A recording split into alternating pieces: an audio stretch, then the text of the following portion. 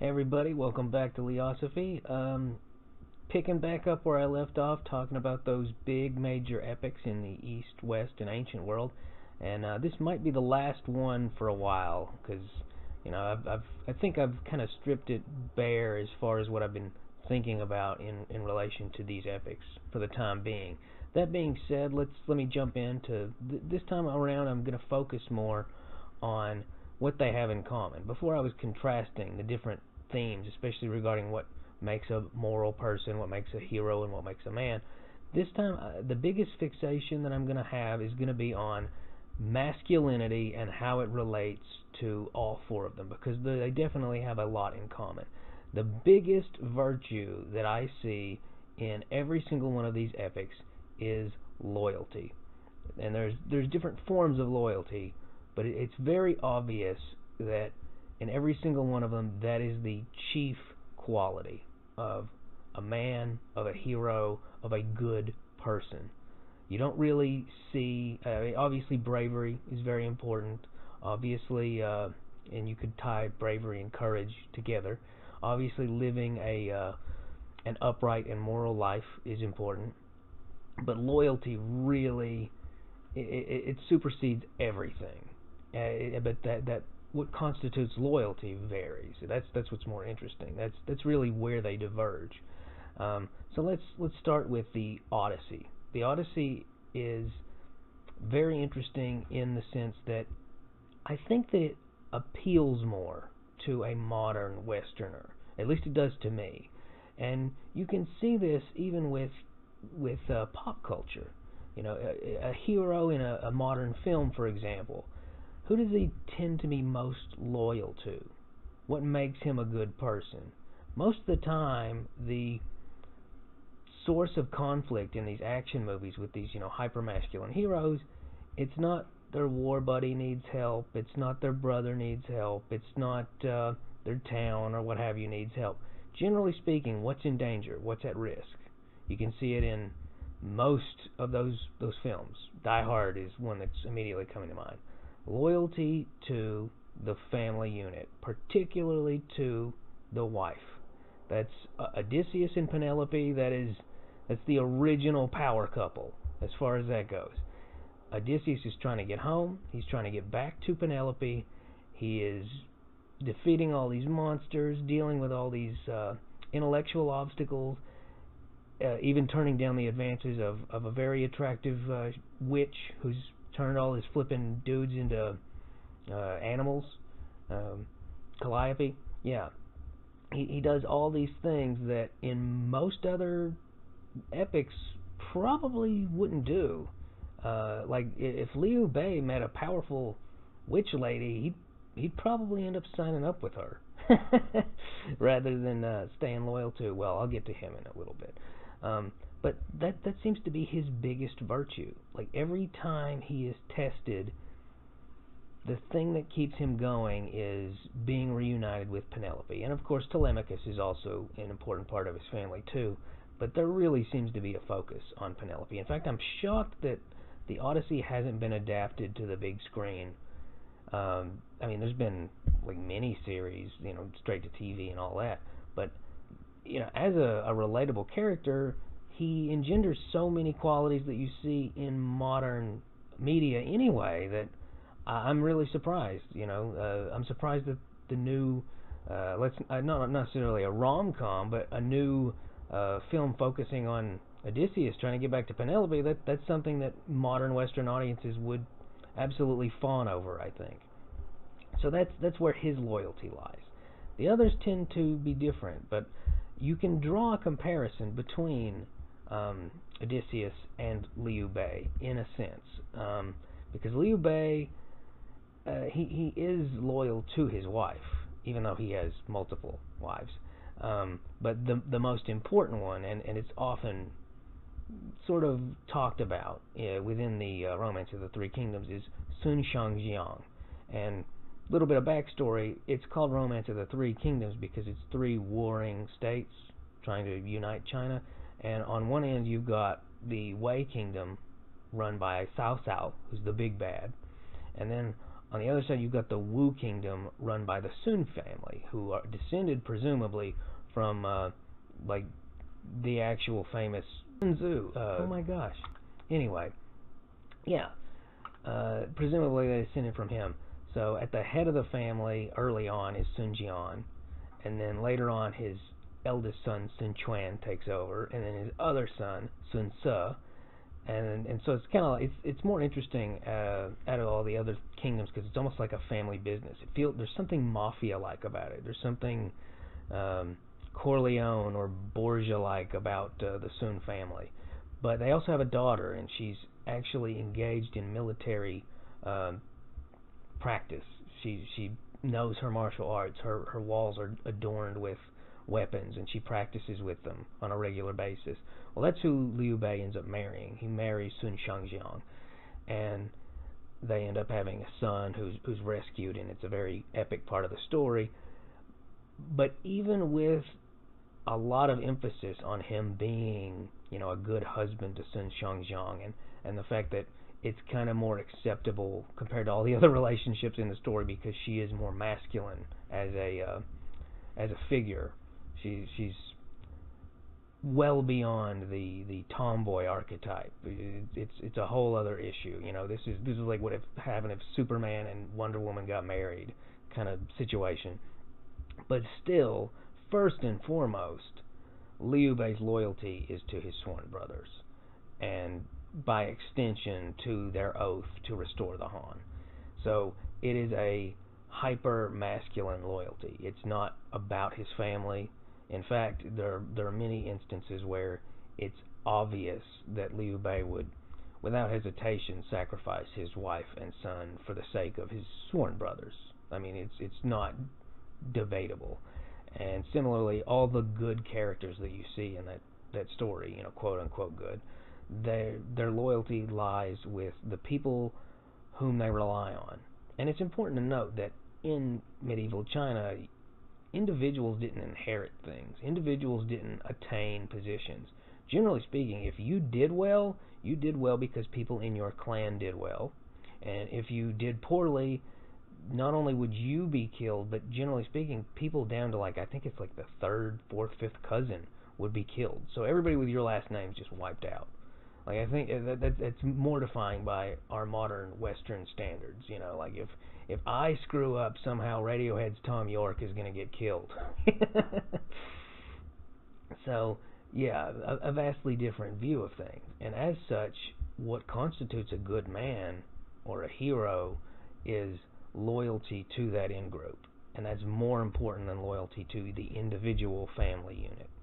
Because the consequences are much higher, and the potential for greatness is also much higher. So the risk and rewards in Chinese culture, in Eastern culture really, it is very reliant on group cooperation. And I know I've mentioned that before, but it goes hand in hand with their view of loyalty. The loyalty has to do with your clan or your extended family or the people you've sworn fealty to, which is why also a lot of adoptions take place in Romance of the Three Kingdoms and in medieval China. Generally speaking, it seems like about 1 out of every 3 people, even though they're born to a perfectly well-to-do family, they're given to another family.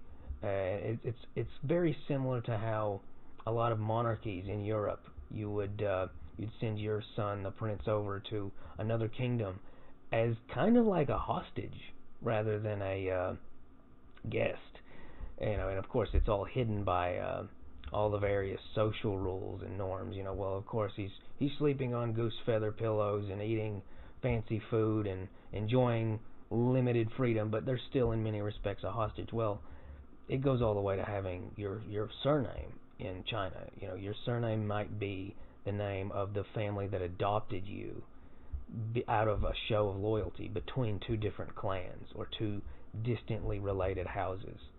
So, yeah, even though Liu Bei has a little bit more in common with Odysseus than everybody else I'm going to bring up, definitely more focus on loyalty to, his sworn brothers, the people that he has made oaths to. That's what's more important. And you see this in modern society to a much lesser degree with, for example, military relationships. But even with that, I can't imagine a modern day, for example, war story where someone has to choose between the welfare of their immediate family and the welfare of somebody that they went to war with 8 years prior, before they even started that family. That would be unthinkable nowadays. But back then, that was what you did. That was what made you a good person. You were willing to sacrifice your own personal gain and status, which included your own family, for that of a more extended group of people that you may have not even met but once or twice. So yeah, let's move from there to Gilgamesh, which I've not talked nearly as much about. Gilgamesh is without a doubt the most hyper-masculine of these stories. The focus is expressly on brotherhood and on ties between men. I mean, let me read you a little quote that before Gilgamesh even met his BFF. I mean, this is like the first bromance. Is Gilgamesh and Enkidu. Before he even meets Enkidu, his mom, who, as I previously mentioned, is Ninsun, the goddess, she tells him, "A mighty comrade will come to you, and he will be his friend's savior. Mightiest in the land, strength he possesses. His strength is as mighty as a rock from the sky," which I'm assuming means meteor, but maybe not. Yeah, I mean, think about that. They probably had knowledge about meteors, about the titanium mixed iron that came from space, because there were a few legendary swords from not this period but later on made out of those. But anyway, okay, I'm getting ahead of myself. This is where things get interesting. Like a wife, you'll love him, caress and embrace him. He will be mighty and often will save you. If somebody said something like that now in modern film, it would undoubtedly be assumed as homoerotic. And in fact, you see that a lot with the relationships between warrior classes in these older epics. The behavior, the loyalty, and the affection that they show one another would, by modern standards, be sort of seen as gay, even though they were the furthest thing from that, unless you count certain relationships in ancient Greece. That was really the exception to the rule, and a few samurai relationships for a certain period. But yeah, I mean, your average modern professor would have a field day with that little speech about how it's really about, homosexuality. But it's not. It's about true loyalty. And in the case of Enkidu and Gilgamesh, their loyalty is with one another. In fact, Gilgamesh's journey, in a large part, it's initially to attain immortality, but the biggest conflict near the end is the fact that Enkidu dies, and Gilgamesh doesn't want to live forever if it means losing Enkidu. And that's really what makes him heroic, is his loyalty to his best friend, Enkidu. And Enkidu, in and of himself, as a paragon of masculinity, in many ways he outshines Gilgamesh. Early on, it's illustrated that Enkidu is sort of this wild man, which it's funny to think about. You think about all the creature comforts we have now, and it's hard to imagine somebody being seen as a wild man thousands and thousands of years ago. We think, well, what would even be civilized? Having a clay pitcher in your hut? But Enkidu was seen as this wilderness person, on par with a caveman back then. He lived in the wild. He didn't rely on others for anything. He ate wild food. He was friends with all the animals and could talk to them. I mean, to a degree that would make Tarzan look like the Monopoly guy by comparison. And what ends up happening, in order to calm him down, in order to get him from stop being this terrifying wild man who's, almost like a god unto himself. He's like Pan. He's like a nature deity, even though he's just a regular human being. What ends up happening is he ends up being sent a woman, and upon just sleeping with her a lot, in fact, she takes up all his time. Once this happens, he goes back to the wild, and he can't talk to the animals anymore. and he can't hunt the way he used to, and a lot of his strength is gone. You can even see a little parallel there between Samson and Delilah.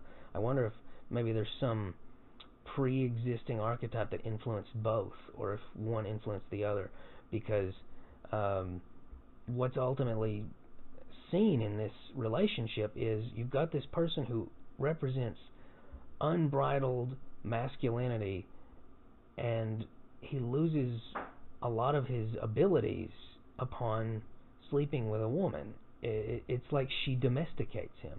And we see this even now with modern jokes. You know, oh, he's getting tied down, he's got the ball and chain. That kind of attitude. There seems to be a fundamental view spanning thousands of years and numerous cultures and languages and points of view and religions that men are animals and women are the force of domestication. I wouldn't say that it reviews them as separate species, but men are uncivilized inherently, and women are that civilizing force. A man becomes domesticated by women. You even see this with the Flintstones. There's all these jokes about how, you know, Fred would rather be out baying at the moon and eating raw animals and things like that, but, you know, he's got to go home and take care of Wilma. There's that attitude. And I think it relates to not just ancient perception of masculinity, but the modern view. In the modern view, being a family man is sort of seen as the ultimate ideal, whereas if you look at Enkidu and Gilgamesh's relationship, the ultimate ideal is to be somehow separate from that and to focus expressly on fighting and hunting and being loyal to, again, like with every previous person except for Odysseus, a sworn brother. So let's move on from there to, this one's going to be really short because it's less interesting and it's already well established in the Odyssey, but in the Iliad, fraternal bonds are extremely important too, and we see this in particular with Agamemnon and his brother. I mean, it's kind of evident that Agamemnon wants to go to war to begin with, but his brother losing Helen of Troy to the Trojans, that's really sort of the catalyst to go to war.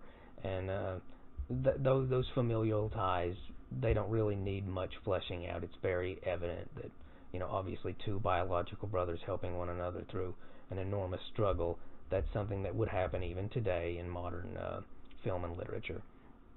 Let's see. And lastly, the most peculiar of the bunch is A Journey to the West, though, because, one, there's no real important female characters with the exception of Tai Guan Yin, or Guan Yin, sorry. I drank some Tai Guan Yin earlier. It's the tea named after her. And Guan Yin is the goddess of mercy. Well, Guan Yin is portrayed as both male and female, first of all, and is more of a Deus Ex Machina character throughout the story, not a realistic or interesting character who doesn't really struggle in the story. So, in addition to being both male and female characteristically as like a spiritual being, she is really the only feminine character in the story, other than like demon ladies who tempt the monk and women who are kidnapped who need help and saving. Other than that, there's really not a lot in the way of femininity. It's probably the most masculine of the entire classic set that I'm going to be describing, because you've just got four characters really, and it's their little journey, and all four of them are dudes. There's Sun Wukong, who's a monkey, who he has descendants, but there's never any real mention of like him having a spouse that he cares about. And then you've got the monk, whose whole claim to fame is he's never eaten meat and he's never enjoyed the company of a woman ever. In fact, he probably has never even seen a woman nude, with the exception of maybe those demon spider ladies, and even that's debatable since they are spiders. And that's one of the more funny scenes, by the way. I encourage everybody to read that. It gets really bawdy at times. But and then you've got the Sand Bandit. I'm not even sure if he has female analogs wherever he's from. He's like some kind of Frankenstein guy without a bride. And then lastly, you've got the pig. Well, he's in many respects, he represents unbridled lust. The reason why he gets kind of taken in by the monk in Sun Wukong is because he keeps abducting peasant ladies. He's almost like the centaurs in Greek mythology. He's just this perv. But then he has to become a monk and, sort of take the scriptures to the West. And so you have 4 effectively celibate characters. So again, that's very far removed from modernity. The idea of 4 celibate dude characters going on a journey together, it would never get greenlit today. It'd be like, well, wait a minute, you've got to have some romance in this story. Well, there's no romance in this story. Little note here on romance in Romance of the Three Kingdoms. That refers to adventure. Romance has a much broader definition that has sort of been watered down and destroyed by the modern literary industry in an attempt to sell Harlequin books. So romance didn't mean just a love story initially. So Romance of the Three Kingdoms, it's really more like Adventure of the Three Kingdoms. Anyway, back to A Journey to the West, though. The virtues that the characters all seem to have is 100%, again, it's been brought up, loyalty to your sworn brothers. Sun Wukong regularly does try to betray the monk and always ends up paying the price for it because, again, the monk, Guan Yin, gave him that circlet to go around him, so whenever he disobeys him, he can cause agony in Sun Wukong. But generally speaking, he's always going back to save him, even though they fight like cats and dogs. In fact, the way they fight, I think a modern interpretation could be seen as homoerotic. It almost reminds me of the gay couple in The Producers, if anybody's ever seen that. The way they fight each other, and then one runs off crying, and then the other has to go back and help them, and so forth. But it's not about that. It's not about any kind of physical attraction or sexual intimacy. It's 100% about loyalty. It's 100% about, these are the people that I am bound by oath to help. These are the people that I am serving a higher cause with, and therefore I will do whatever it takes to ensure that the survival of that group, the welfare of that group, the benefit of that group, until, at the very least, we accomplish what we set out to accomplish. And in the end, they all end up becoming very important Buddhist figures, bodhisattvas and like kind of wrathful devas, things like that, things that are, not a single one of them goes back and says, all right, time to live a normal life of depravity. No, they become these eternally celibate creatures whose loyalty sort of transcends the mission that they had to go on, the task that they had to fulfill. And so ultimately you can see the common thread that runs across all of these. The biggest virtue, the most important quality of a man or a hero, the single most central element of morality in all 3 societies, in the Mesopotamian world, in the East, and in the West, is loyalty. And it's interesting to note that that's not the single most important virtue in our modern society. So you can see a discrepancy. Odysseus was loyal to Penelope. Liu Bei was loyal to Guan Yu and Zhang Fei. Sun Wukong was loyal to the monk, the sand bandit, and the dragon horse. Gilgamesh was loyal to Enkidu, and vice versa. Nowadays, really fulfilling societal expectations of right and wrong, particularly compassion, seems to be the chief virtue. So I'll just leave you with that, because I don't want to flesh that out, actually. I want people to sort of think about that. What does that mean? Does that mean we've gone forward or backward, or just moved in a different direction? The thing to take home, though, loyalty is universal, and it is universally seen as the most morally upright and masculine quality. Thanks. Hope you guys enjoyed this video. Like, subscribe, and ask questions. Bye.